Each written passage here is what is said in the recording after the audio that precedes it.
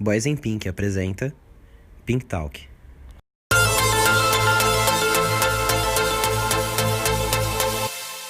Olá, humanos, eu sou o Dan e você está no Boys in Pink Podcast e esse aqui é o Pink Talk.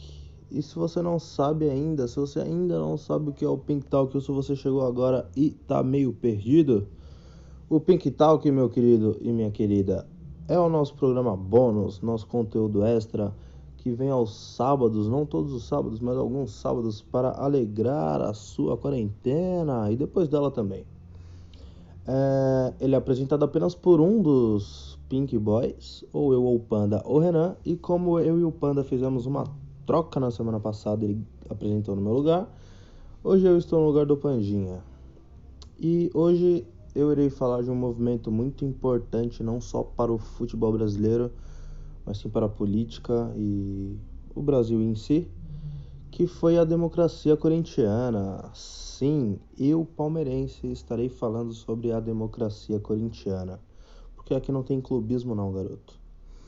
Enfim, tudo isso começou nos anos 80, quando o Vicente Mateus, que era um presidente folclórico do Corinthians, ele finalmente deixou o cargo depois de muito tempo, né? Ele presidia o time, aí ele ficava 2 anos sem presidir, ele voltava e, enfim, ele ficou isso por vários anos.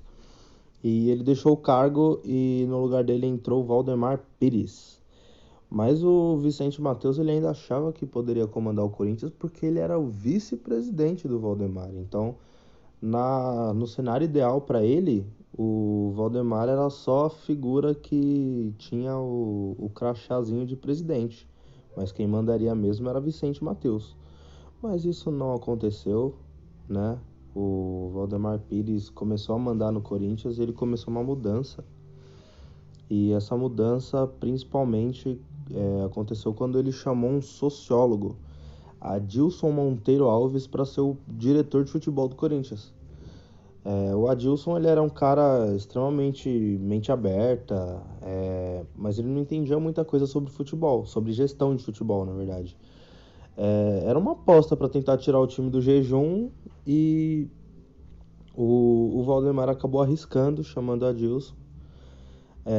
O Adilson ele achava que o futebol era muito conservador naquela época, que de fato era, e que os jogadores eles só provavam alguma coisa quando o clube dava de tudo para eles, sabe? E eles não tinham de fato uma responsabilidade.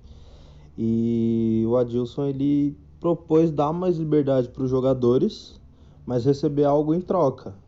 Esse algo em troca viria em resultados e títulos. E por sorte, nessa época o Corinthians tinha alguns jogadores que também tinham um pensamento parecido, também eram mente abertas, como Vladimir, Sócrates e Casagrande. E daí o Adilson ele passou a escutar esses caras e acabou surgindo a ideia de que tudo que fosse acontecer no time fosse votado. E por todos, não só por jogadores, mas comissão técnica, roupeiro, massagista, galera da cozinha, limpeza. Todo funcionário do Corinthians ele participava da votação para o que fosse acontecer no Corinthians. E todos esses votos ele tinham o mesmo peso, não é que tipo, o craque do time tem um peso 2, um peso 3, o presidente ele tem um peso 5, não. Todos os votos valiam exatamente um voto. E eles decidiam absolutamente tudo lá dentro, tudo. Desde a escalação, quem vai ser titular, quem vai ser reserva, quem não vai ser chamado pro jogo, onde eles vão jantar durante a viagem, por exemplo, tipo, vamos jantar no McDonald's, não, vamos jantar no Burger King, aí tipo, a galera vai lá e vota, não, ó, deu 56-48, vamos no McDonald's então. Teve até uma ocasião que o Corinthians ele foi fazer uma viagem, uma excursão pro Japão, e no meio da tour, o Casagrande ele sentiu saudade da namorada dele, era essa ideia. E ele pediu pra voltar.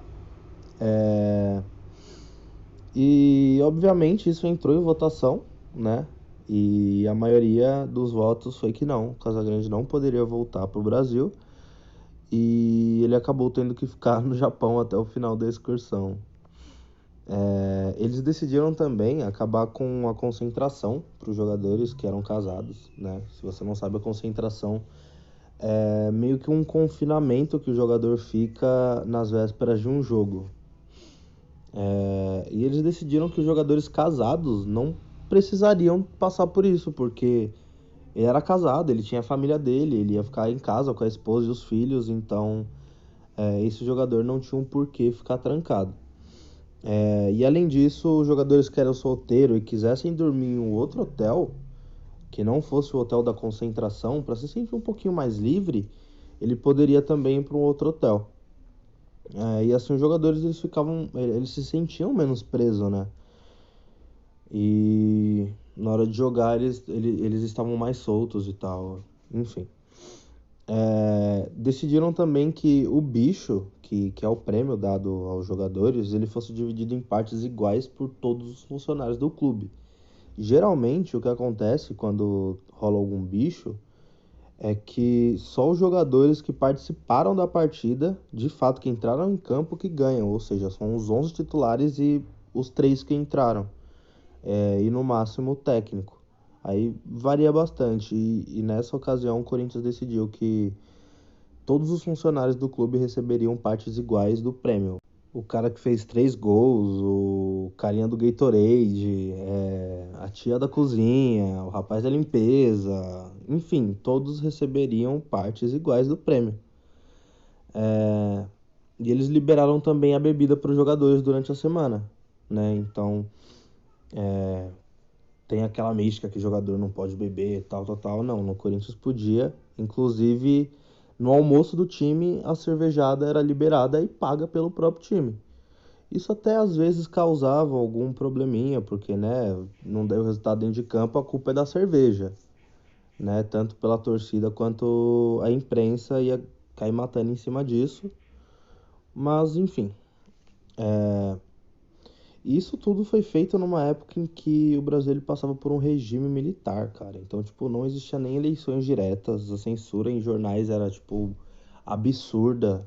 Tinha jornal que precisava colocar receita de bolo porque foi censurado alguma matéria, algo do tipo. Música, então, também tinha censura pra caralho. Nessa época, as músicas tinham que ter duplo sentido pra poder passar pela censura. Era um bagulho absurdo, né? E o Corinthians ele tá indo totalmente contramão do país. E por isso é uma importância muito grande. O nome desse movimento ele foi dado meio que sem querer. Na verdade, totalmente sem querer, assim, tipo, surgiu ali. Em uma palestra em que alguns jogadores foram falar sobre esse movimento. O jornalista Juca Kfouri, ele disse que se o Corinthians continuar do jeito que tá, ele vai virar uma democracia, a democracia corintiana. E quem estava lá nessa palestra era o Washington Oliveto, que é simplesmente um dos caras mais fodas da publicidade brasileira. E ele nessa época ele trabalhava o marketing no Corinthians. E ele ouviu esse nome, né, esse termo, democracia corintiana, e ele gostou disso e ele começou a trabalhar muito mais isso. Ele chegou a usar o espaço nas costas da camisa do time e colocou os dizeres dia 15 vote, fazendo uma alusão às eleições diretas. Então, tipo, dia 15 vote e embaixo tá o número do jogador. Então, tipo, dia 15 vote 1, dia 15 vote 13, dia 15 vote 25, dia 15 vote 12, dia 15 vote 43, tá ligado? Dependendo do número da camisa do jogador, dia 15 vote e tal. Então, tipo, fazendo alusão a que no dia 15 você vota em quem você quiser, né? E ele também colocou, escrito democracia corintiana, vote direta já, ganhar ou perder, mas sempre com democracia. E tudo isso, essa luta, né, pela democracia não ficou só no futebol de fato. O Corinthians ele começou a lutar pela democracia no país. E isso deu resultado não só fora de campo, né? Como deu resultado dentro de campo também, que depois de alguns anos sem título, o Corinthians em 82 e 83 ele foi bicampeão paulista em cima do São Paulo. E o São Paulo nessa época era um time muito foda, um time magnífico. E essa luta passou tanto do futebol que jogadores como Vladimir, Sócrates e Casagrande eles viraram símbolo da luta pela democracia no país. E eles participavam de comício em prol da democracia, direta já, afim. Tanto que o Sócrates ele chegou a fazer uma promessa de que se não voltassem com as eleições diretas, ele simplesmente ia se mudar para a Itália. E foi exatamente o que aconteceu. Não aprovaram as eleições diretas e o Sócrates ele foi jogar na Fiorentina, mas acabou que ele não foi bem lá, depois ele voltou para o Brasil, mas enfim, ele cumpriu a promessa de que se não voltassem com as eleições diretas, ele iria se mudar para a Itália. Mas nem tudo nessa época foram flores, né, no Corinthians. Teve uma época que o Corinthians chegou a contratar o goleiro Leão, né, que era um puta de um goleiro, campeão do mundo na Copa de 70. O Leão era incrível, era um goleiro muito foda. E essa contratação foi gigantesca nessa época, né? Mas, como tudo era votado no Corinthians, a contratação também era votada. E alguns jogadores votaram contra a vinda do Leão, né? E mesmo assim o Leão chegou no Corinthians. Sócrates foi um dos caras que votaram contra, a Casagrande também, enfim. E o Leão ele já chegou fazendo um certo barulho lá dentro, porque ele achava que o que acontecia lá dentro não era exatamente uma democracia de fato. Para o Leão existia uma galera que tinha uma opinião forte, que acabava já decidindo o que seria votado, e eles acabavam levando uma outra galera que não tinha tanta opinião ou que era indiferente. Então, o Leão ele já chegou falando isso, tá ligado? E com isso o Leão ele meio que dividiu o grupo, porque tinha gente que concordava com o Leão. E ele dividiu o grupo entre a galera que era a favor de tudo aquilo e outros jogadores que não eram a favor. Tanto que por várias vezes em reunião do time, o Leão e o Sócrates eles quebraram o pau, mano. Várias vezes. Porque o Sócrates defendia essa tal democracia e o Leão falava que não, aquilo não era uma democracia, aquilo era uma liderança que decidia as paradas e levava os outros a votar. E hoje o Casagrande, ele meio que reconhece em partes o que o Leão dizia, né? Inclusive tem uma entrevista muito boa que o Casagrande fez com o Leão falando sobre isso. Acho que foi em 2018 essa entrevista, eu não tenho certeza. Mas o Casagrande ele disse que mesmo o Leão batendo de frente, ele acabou aceitando mais a democracia do que o próprio Casa, porque o Casa ele votou contra a vinda do Leão e quando o Leão veio, o Casagrande ele temeu que o Leão rachasse o grupo, né? E o Casagrande ele faz essa autocrítica, essa autoanálise e reconhece que ele pode ter sido até menos democrático do que o próprio Emerson Leão, olha só. Porque na democracia é natural que existem divergências, que existem opiniões diferentes. Isso faz parte de uma democracia. E o Casagrande ele reconhece isso. Então, para ele, o Leão pode ter sido até mais democrático do que o próprio Casa. Mas esse movimento, a democracia corintiana, ela teve seu fim. Ela chegou ao fim em 1985, com a chegada de um novo presidente, o Roberto Páscoa, que, pasmem, ele era membro da Arena, Aliança Renovadora Nacional, que era simplesmente um partido que era a favor do regime militar, da ditadura militar, ou seja, alguém que é a favor da ditadura militar, obviamente é contra uma democracia, então ele deu fim à democracia que tinha dentro do time. E com isso os jogadores acabaram indo embora e não restou mais nada da democracia corintiana. E em 1988, 3 anos depois do fim da democracia corintiana, finalmente foi aprovada as eleições diretas. E em 1989 tivemos as eleições para presidente e foi eleito o Fernando Collor como presidente do Brasil, mas isso é uma história para um outro episódio de Boys in Pink ou de Pink Talk. É isso.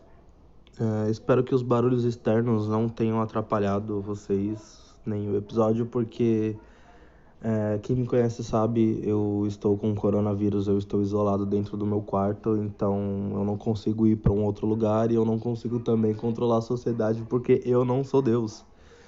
né? E desde ontem, eu estou gravando aqui 11h20 da manhã e o episódio vai ao ar meio-dia, apenas em cima da hora.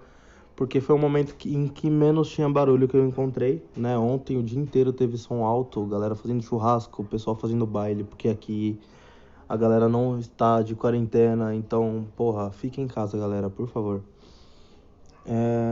E é isso. Siga a gente nas redes sociais, no Facebook Boys in Pink, no Instagram, Boys in Pink Podcast. E você consegue nos ouvir no YouTube, no Spotify, no Deezer, no Google Podcast, no Apple Podcast e no Cashbox também, em breve em mais agregadores de podcast e mais plataformas também. No mais é isso, fiquem com quem você acredita e até a próxima. Você não ouviu nada.